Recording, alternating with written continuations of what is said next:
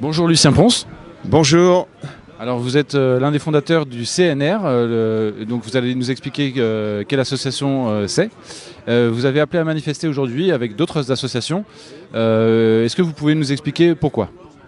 Eh bien, le CNR en question, c'est le Comité pour une nouvelle résistance CNR, qui s'inspire des idéaux du Conseil national de la résistance, créé par Jean Moulin le 27 mai 1943 à Paris, et qui a permis, avec la réunion de tous les patriotes, de faire en sorte que la France se libère du joug allemand. Donc aujourd'hui, on n'est plus en 1943, mais la France n'est plus tout à fait libre. Donc notre objectif avec les autres associations organisatrices et aussi avec nos amis grecs qui sont venus, pour une personne, elle est venue d'Athènes, donc si peut-être tout à l'heure vous pourriez l'interviewer aussi, c'est de faire en sorte de rallumer un peu cette idée de liberté des peuples à disposer d'eux-mêmes, qui aujourd'hui, me semble-t-il, est bafouée par les obligations de l'Union européenne.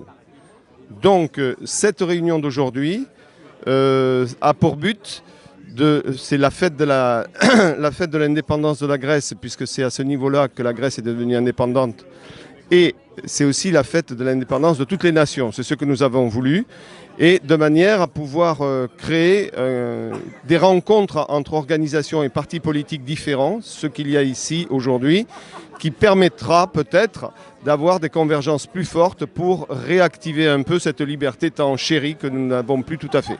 Voilà. Est-ce que vous pouvez donner le nom des deux autres associations qui ont appelé à manifester également? Alors, les associations grecques, pour moi, elles sont difficiles à prononcer, donc je vous donnerai je demanderai à une franco-grecque de venir.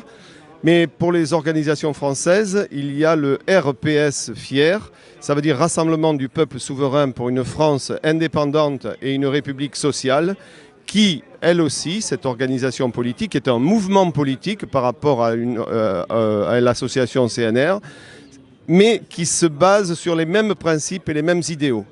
Le président est là, peut-être qu'après, il pourra aussi venir vous voir. Voilà. Et pour l'autre association qui aujourd'hui, hélas, n'a pas pu venir, c'est le Comité de libération nationale.